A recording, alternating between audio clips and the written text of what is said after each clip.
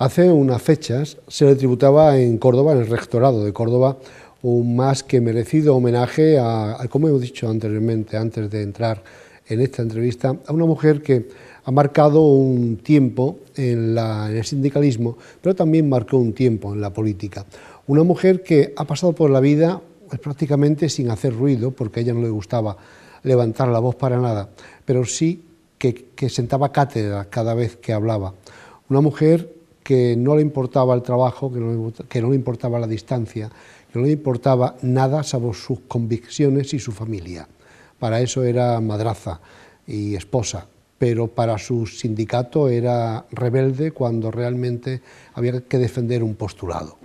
Una de las personas que quizás mejor conozca a esta mujer en este último tiempo es quien nos acompaña en estos momentos, no en vano, le ha acompañado durante no sé cuántos años ya en la directiva, en la dirección regional de Comisiones Obreras Andalucía. Estoy hablando de su secretario general, Francisco Carbonero. Bienvenido, buenas tardes. Buenas noches, buenas tardes. Yo me parece a mí que hablar de Antonia Martos en este momento, de la cual queremos iniciar esta entrevista hablando con ella, porque entiendo que hay que hablar de las personas, y lastimosamente lo hacemos ahora, que ha fallecido, pero hay que hablar de las personas en vida. En vida se le ha recordado por su trabajo, y ese trabajo la ha llevado a Andalucía, la ha llevado por España, la ha llevado en Latinoamérica, la ha llevado por África, en fin, por muchos lugares. Y ahí Antonia Martos se le recuerda porque está viva, ¿verdad? Bueno, yo creo que Antonia es de esas personas que pasan por el sindicato, que pasan por la militancia sindical, por la militancia política, de firmes convicciones, que tenía una visión muy particular del mundo del trabajo. Ella solía hacer dos cosas siempre: una, ver al feminismo desde una perspectiva de clase y del mundo del trabajo y como trabajadora, y al mundo del trabajo y a esa perspectiva de clase siempre le daba una visión de género con una perspectiva feminista, ¿no? Y eso hacía, sin ninguna duda, un compendio de convicciones, de valores, que ha ido a lo largo de los años adquiriendo un gran liderazgo en nuestro sindicato y desde luego dejando un recuerdo y unas vivencias y sobre todo dejando una organización con una participación de mujeres muy importante en los órganos de dirección y por tanto con un futuro en comisiones obreras donde las mujeres van a tener un protagonismo importantísimo y muy relevante. Por ello quiere decir que ahora en comisiones obreras, a diferencia de antes, se habla en femenino. Bueno, es tan así que en la dirección de las comisiones obreras de Andalucía somos 11 personas con responsabilidad y 7 son mujeres y 4 somos hombres. Pero no solo eso, sino cuando hablamos de negociación colectiva lleva una visión de género y lleva una visión de igualdad. Cuando hablamos de negociación con los gobiernos, yo creo que Antonia ha llevado desde Castro, desde sus vivencias como trabajadora y sus primeros trabajos en el campo, en Castro, ha llevado esa convicción y esos valores y ese sentimiento de clase que hay que tener para defender la injusticia, las desigualdades y para defender la justicia social. En aquel acto que yo comentaba hace un momento, fue emotivo, fue emocionante y también fue intimista. ¿Qué se pretendía en realidad con ese acto? Bueno, un objetivo fundamental, poner en valor el trabajo que había hecho Antonia y además hacerlo. A veces las organizaciones somos bastante crueles con nuestros dirigentes y con nosotros mismos, poner en valor entre todos los dirigentes del ámbito de Andalucía, instituciones, invitados, poner en valor el trabajo de Antonia Martos y poner en valor sobre todo las convicciones ideológicas y por lo que Antonia había estado luchando, que es ni más ni menos que las esencias del sindicalismo de clase y por tanto nos parecía importante, pero sobre todo justo, el hacer un reconocimiento de esas características y de agradecimiento también a su familia, que sin ninguna duda pues nos ha permitido o nos ha dejado durante mucho tiempo que ella se dedique a los demás, evidentemente teniendo que estar fuera de Castro, ¿no? Indudablemente. No es normal que una persona que tiene una muy marcada ideología y una muy marcada significación sindical aglutine en su alrededor a tantísima gente de otros mundos, de otros conceptos y, lo más importante, de otras ideologías. ¿Qué tenía en ese sentido Antonia que aglutinaba? Mire, yo siempre digo una cosa, porque estoy convencido de ella.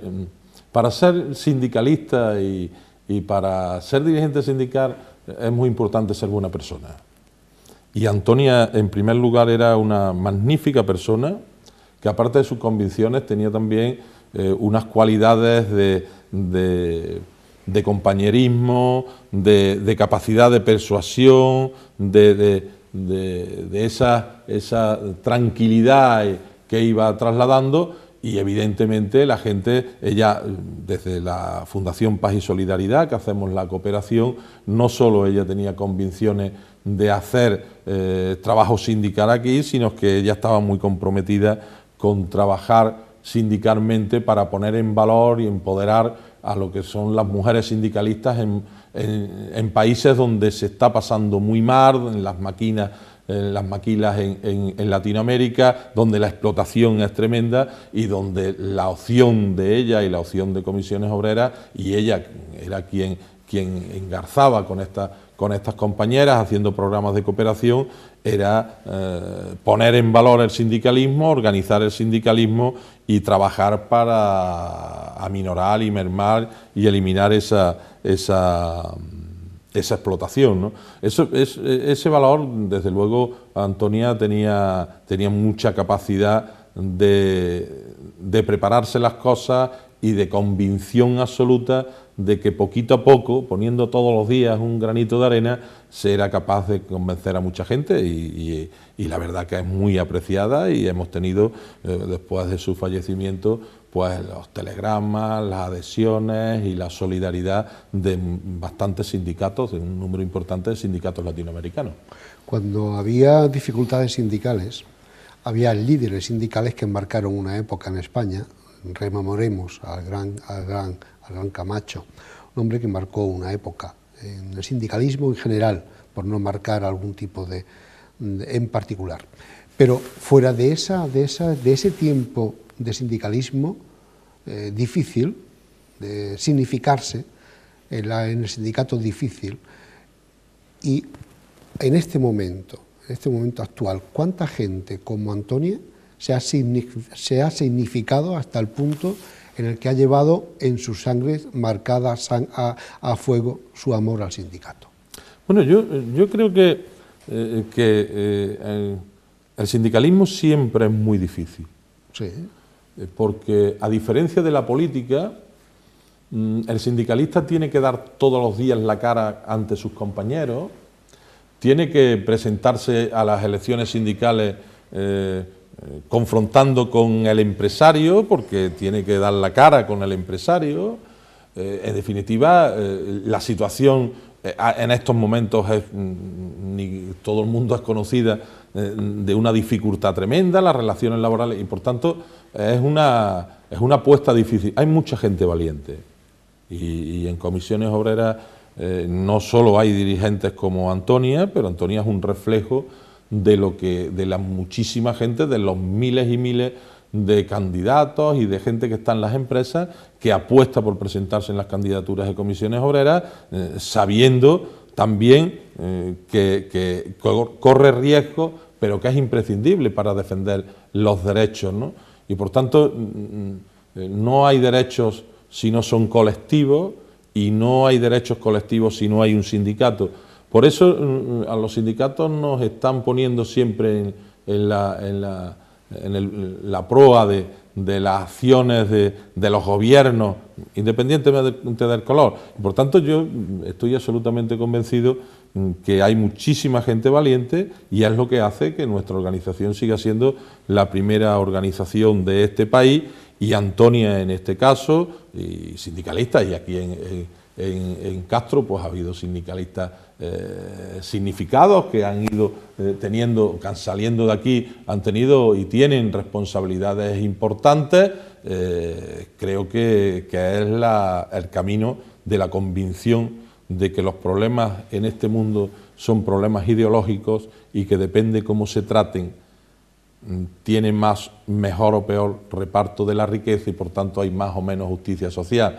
Yo creo que eso en Comisiones Obreras hay mucha gente y, como he dicho anteriormente, Antonia era un reflejo claro y tenía un liderazgo claro de esa apuesta de gente valiente, ¿no?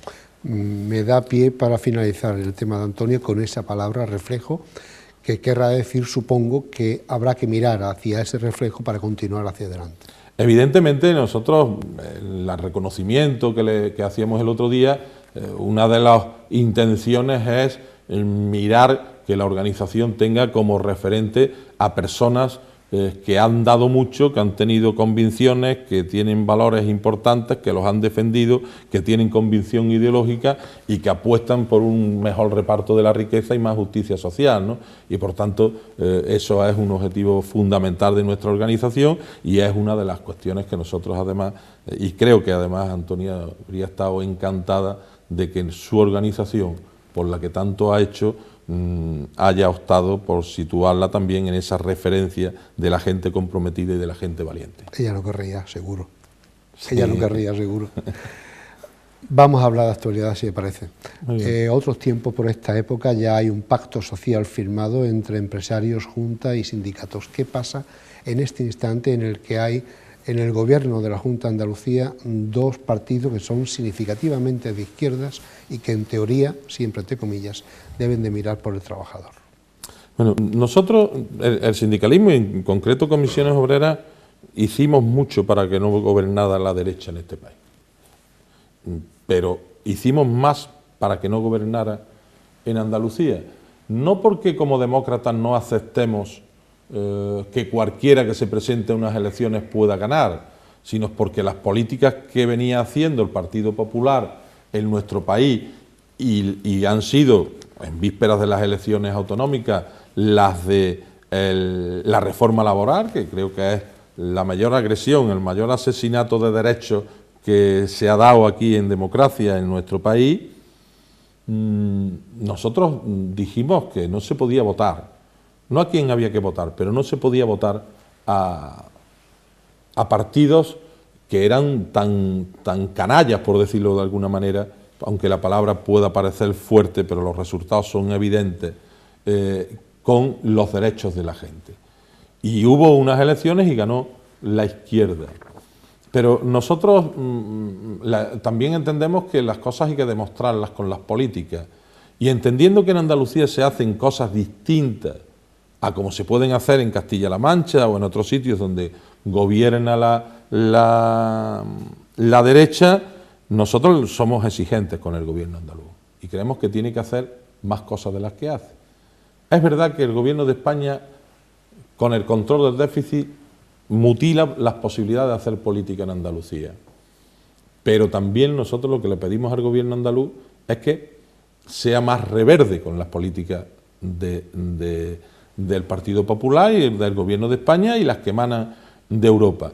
Y no estamos acordando con el Gobierno andaluz porque no queremos solo fotos. O sea, nuestro problema no es tener fotos, nuestro problema es que en el pie de cada foto haya contenidos, derechos y políticas que beneficien a la gente más desfavorecida y que beneficien a los ciudadanos y a las ciudadanas. Y ese es el problema mayor que tenemos ahora de entendimiento. Nosotros no es que estemos en contra de firmar acuerdos, creo que el sindicalismo hace avanzar en derechos firmando acuerdos, pero desde luego tiene que haber iniciativas y propuestas que le sirvan a la gente para que nosotros podamos firmarlas. ¿Cómo se entiende, pues, que si no hay ese pacto social necesario, por otra parte, sí que existe un empleo social promovido por estos partidos que quieren, no sé si de una forma u otra, Están haciendo ver a la ciudadanía que se trabaja por ella, pero con unos contratos tan sumamente miserables que al final de cuentas lo que hacen es hacer aún más miserable la vida de esos que aún trabajan por ese salario mínimo.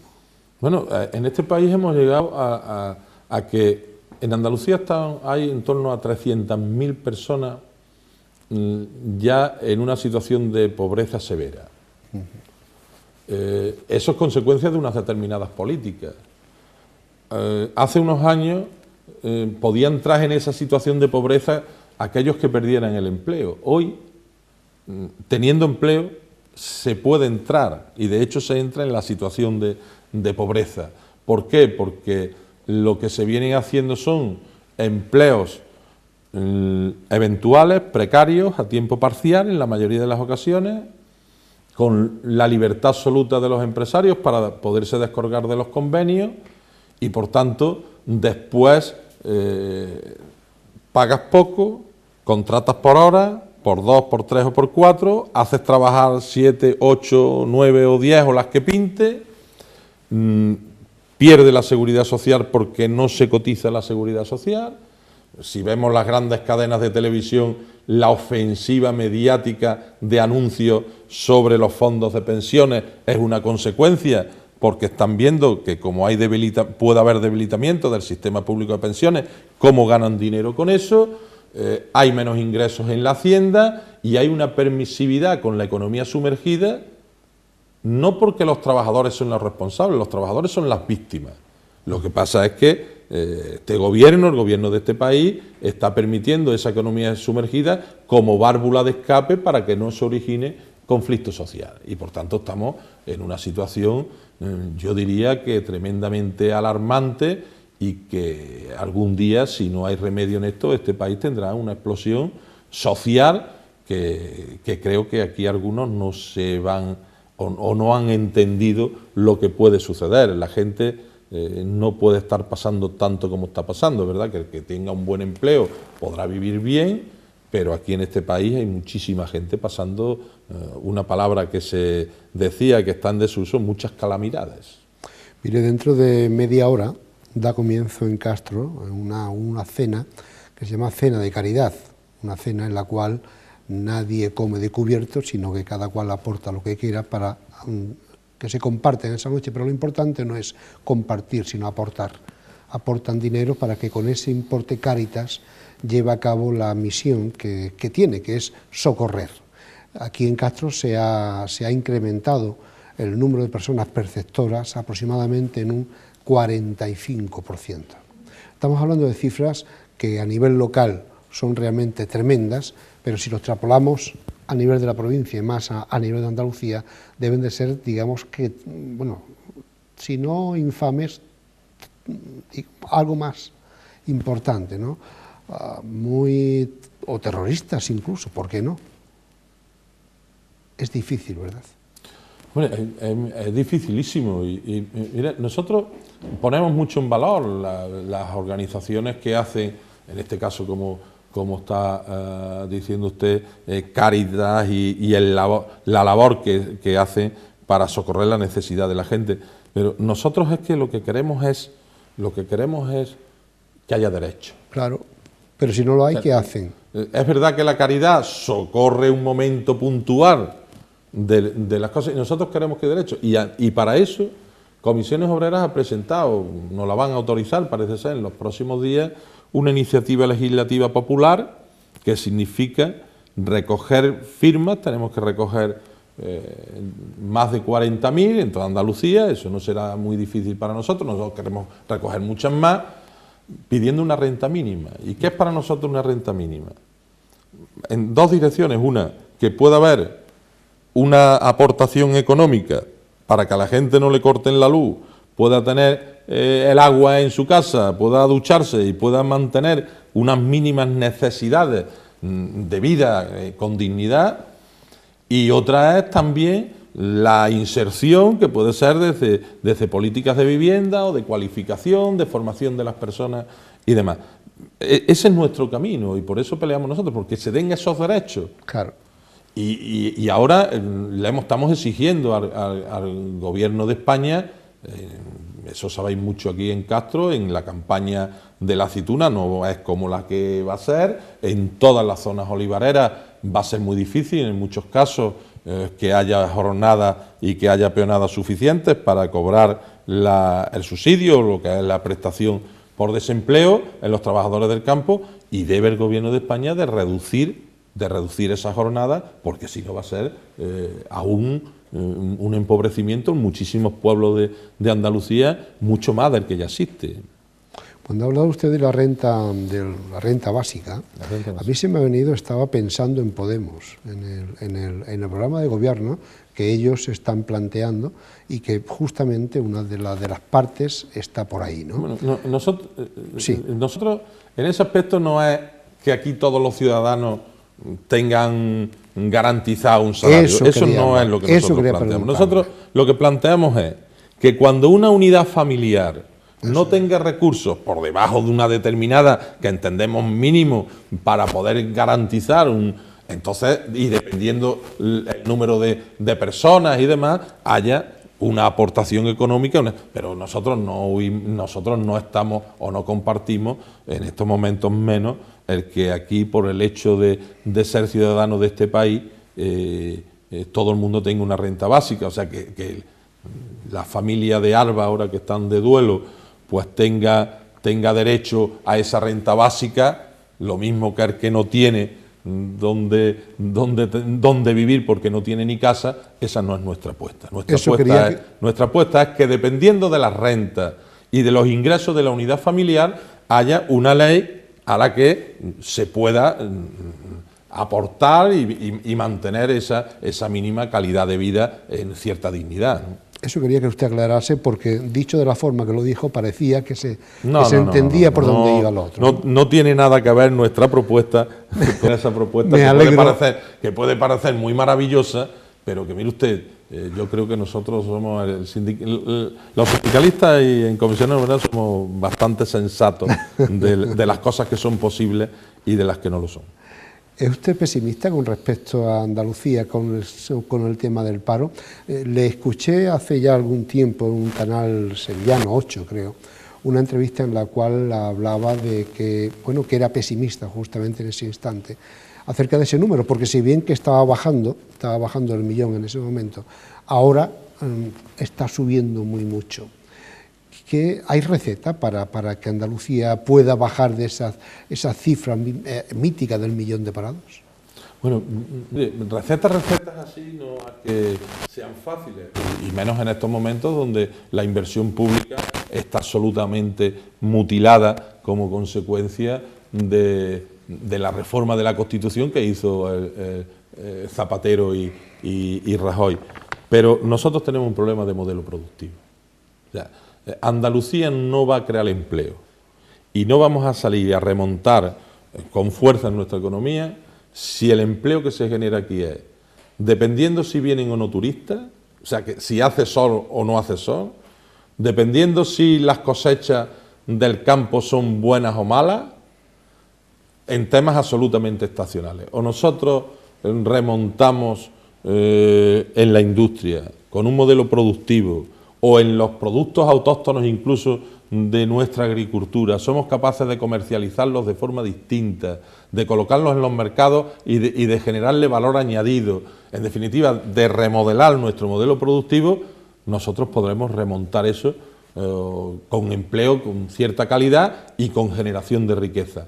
Mientras que estemos en el tran-tran, y un ejemplo claro es que la mejor campaña de la historia del turismo andaluz no ha generado empleo, sino al contrario, se han sustituido en los grandes hoteles empleos indefinidos por empleos precarios a tiempo parcial de 4 horas, haciéndole trabajar a la gente 8. Entonces, mientras que eso no suceda así, desde luego nosotros lo vamos a tener muy difícil en Andalucía. Centrándonos en un apartado importante, que es donde yo creo que debe haber una máxima, digamos que atención, es el tema sanitario. En el tema sanitario se está dando justamente esa paradoja, ¿no? Que alguien que debe tener su mente en el enfermo tenga su mente en el contrato, que en muchos casos es por días, pero que muchos también son por horas.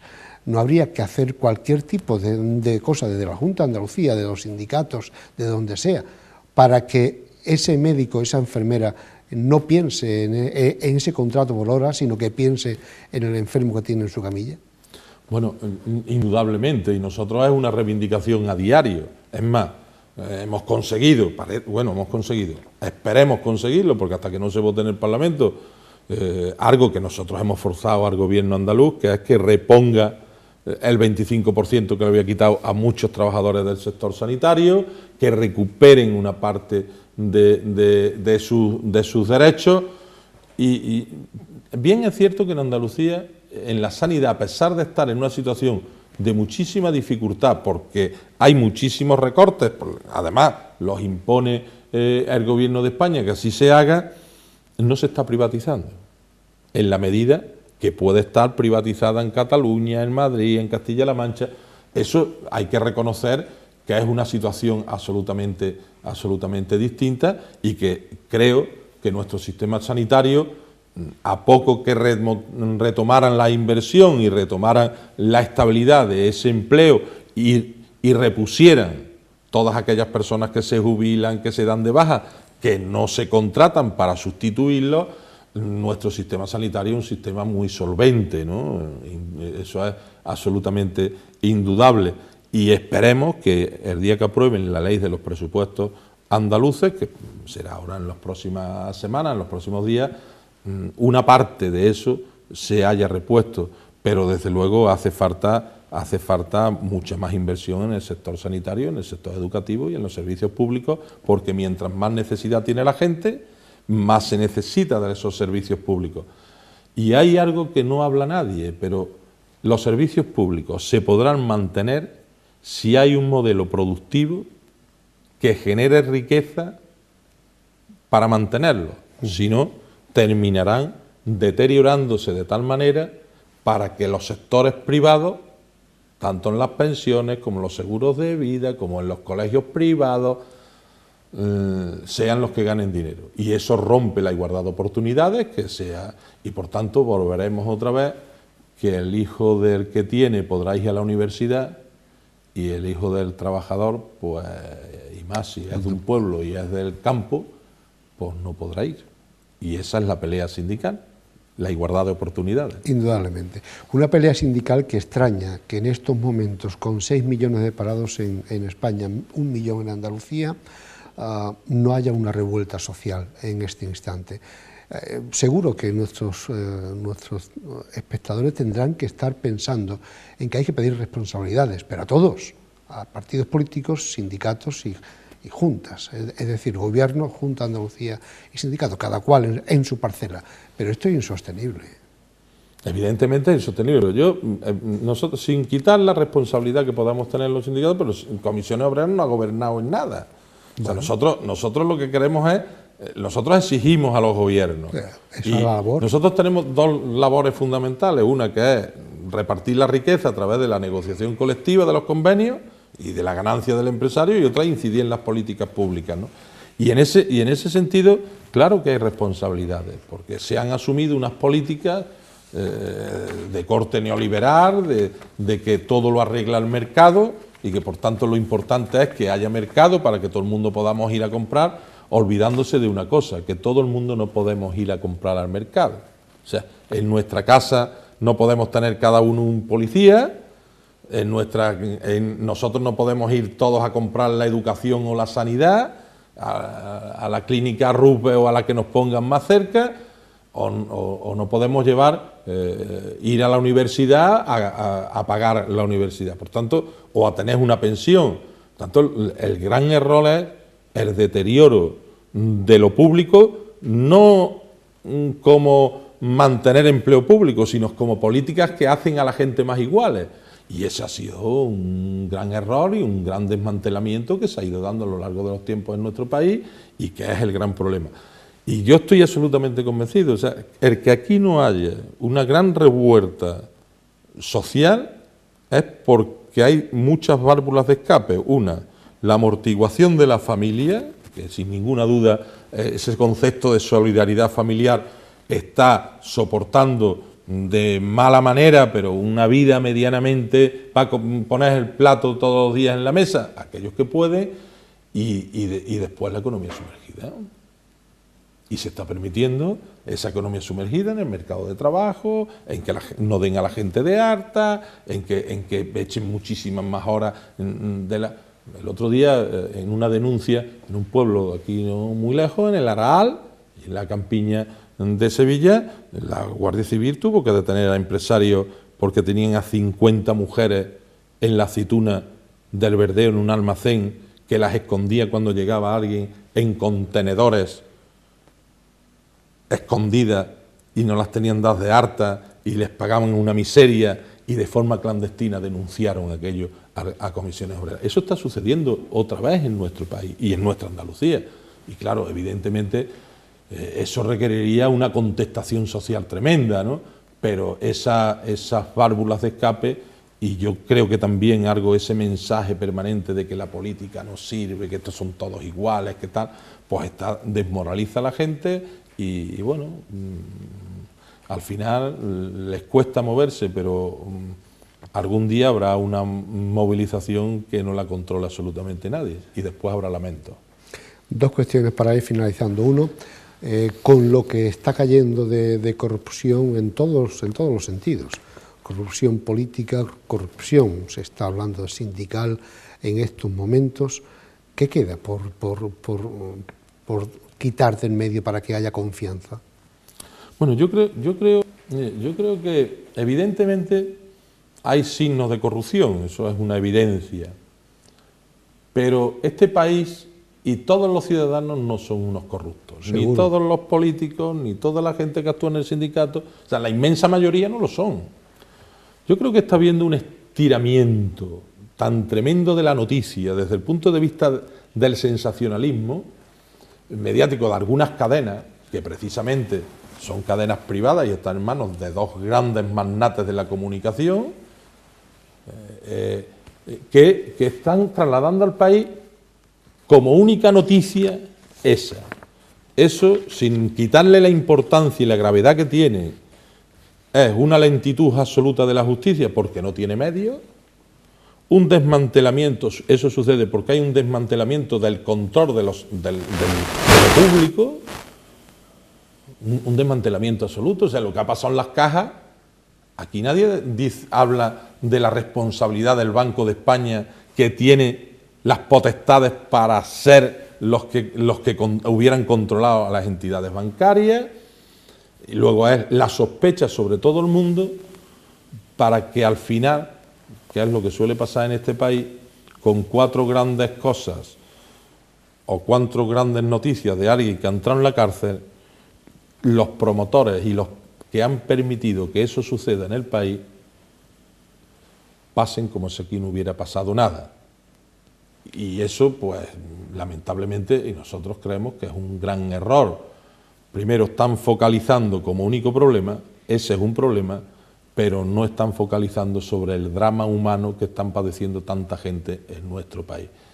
Y en ese trantrán y en ese machaqueo permanente de algunos medios de comunicación como una única cosa que le importa a la gente, suelen hablar poco de lo verdad importante y sobre quiénes son los responsables de que eso haya pasado aquí, que nadie le pone nombre. Y evidentemente nosotros creemos que tiene nombre y que quien ha estado gobernando en este país ha permitido que estas cosas pasen porque había muchos de su entorno y de sus amigos que se estaban aprovechando de esa situación. Me decía un amigo mío en el día de ayer que faltan cárceles, y yo digo que lo que hacen falta son jueces. Y vergüenza. Y vergüenza. Lo último, le voy a pedir un favor para finalizar. Lo mismo que comenzamos, quiero terminar con Antonia en este recuerdo. Y para ello le pido que, a ver si es posible, que desde el sindicato se promueva un premio de igualdad, de feminismo, de algo que a ella le pueda seguir manifestando, que es su ligazón directa con Izquierda Unida, pero sobre todo con su compromiso.